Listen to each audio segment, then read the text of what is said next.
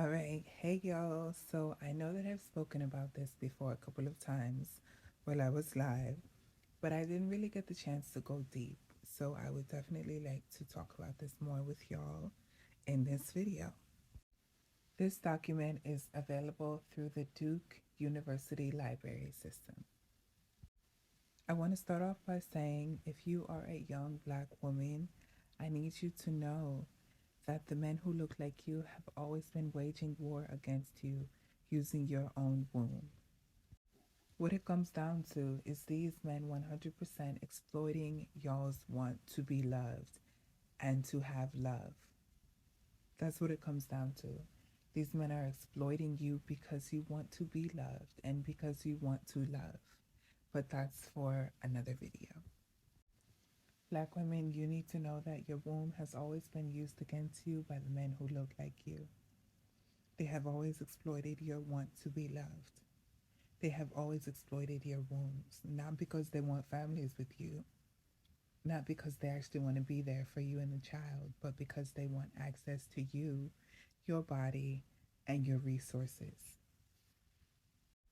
A little backstory to what I'm about to read. So, the birth control pill is out, and a group of black men, they call themselves the Brothers.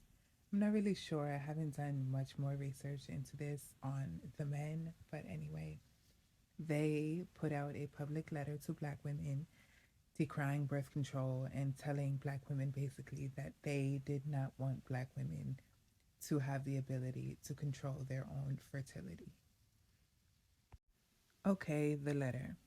Birth control pills and black children. The brothers are calling on sisters to not take the pill. It is the system's method of exterminating black people here and abroad. To take the pill means that we are contributing to our own genocide. However, in not taking the pill, we must have a new sense of value.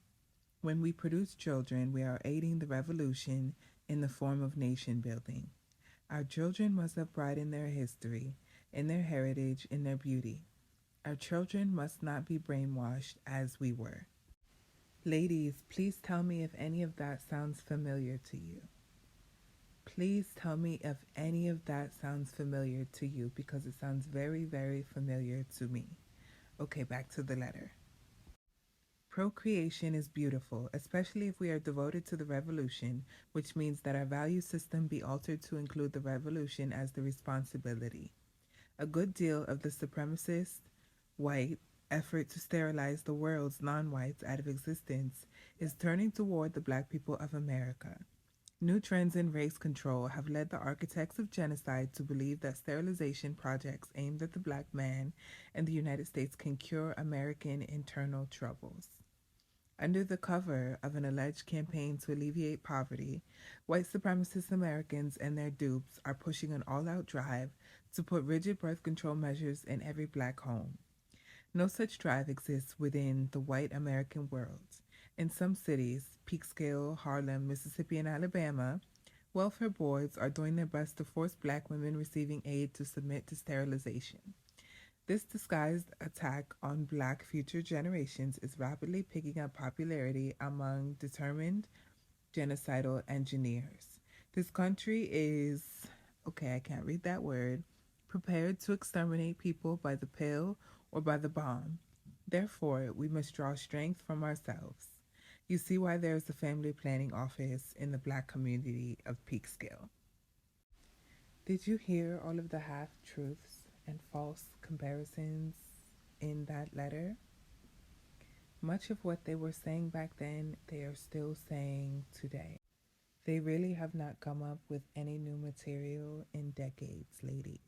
They are still waging war on your wombs and getting you pregnant so that they have access to you and your resources. So let's break this letter down a little bit. Okay, so the first sentence. The brothers are calling on the sisters to not take the pill. To take the pill means that we are contributing to our own genocide. What do you mean we? If one of us does not want to get pregnant or be pregnant, that is a personal decision and that has nothing to do with the men, quote, quote, of our community. That's not contributing to genocide. What's contributing to genocide is, well, In this letter, they keep trying to compare involuntary sterilization to a woman choosing to control her own fertility. The two are not the same. If I go to a prison or to an institution and I am sterilized without my permission, without my consent, that's 100% different than if I go to my doctor and speak to my doctor about the different birth control options that are available to me. But by making this false comparison, this is another way they manipulate Black women and girls into keeping their kids, therefore allowing them to remain attached forever. So, in the last paragraph, he talks about how the welfare boards in different states are trying to force Black women who receive welfare to submit to being sterilized. I just have a question for the Black men, especially for the Black men who feel like this letter was justified. If y'all were in the homes, what the fuck were y'all doing? Because if y'all were in the homes, why did your wife and or your baby mother, why did she need to be on government assistance if you were in the home holding it down like the man y'all all claim to be? If welfare took y'all out of the home, why did your women need welfare in the first place? And I'll wait and I will watch the comments because I really want to know why. Anyway, the sisters wrote a response. I'm not going to do that on this video. Go to the Duke University Library so you can look at the document for yourself. But anyway, ladies, I just wanted this to be another reminder that you really have to listen and read between the lines on what these men are saying. They are saying, no, we do not want these women to be able to say no to us putting a baby inside of them. They are saying, no, we do not want these women to be able to choose their futures. We want to decide it for them. Because if you are not in control of your fertility, you are leaving it to them. That's what they're really saying.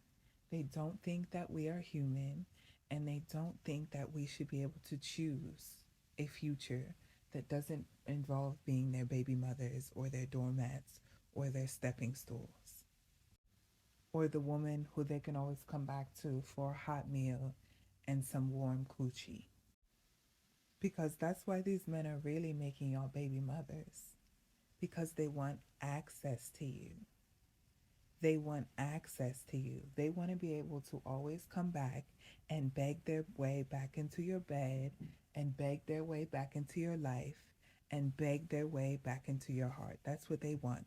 They want to keep you on a cycle. They want to keep you on a loop because they can always say, oh, babe, I want my family back. I want us. I miss us. And be riding you until the sun rises in the morning that very same night.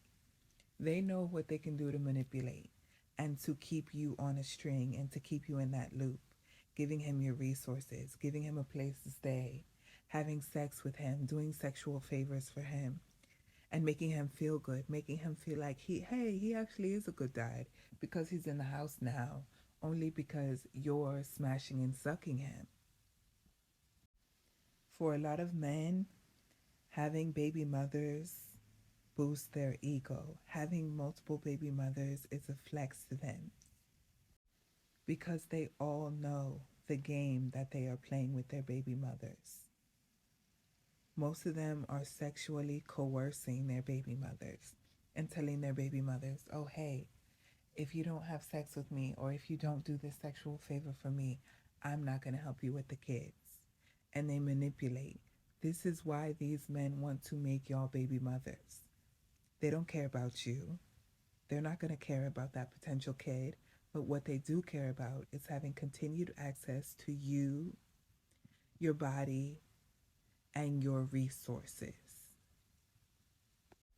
It is not your job, nor is it your responsibility to breed more Black people. Point blank, period. You're not cattle. That's not your job. You were not placed on earth to be a breeder and to breed more Black people who these men are not even going to take care of in the first or the last place. It's going to be you by yourself with that baby. Nation building happens in so many different ways. Putting your life in your womb on the line is not the only way to have pride in your blackness. Please do not let yourself be manipulated. It is not your job to breed more black people, especially not if breeding another black person is going to keep you attached to a malignant, narcissistic, abusive, evil man. Especially not then. We don't need any more of those. We need their bloodlines to die out completely. So I say all of that to say this.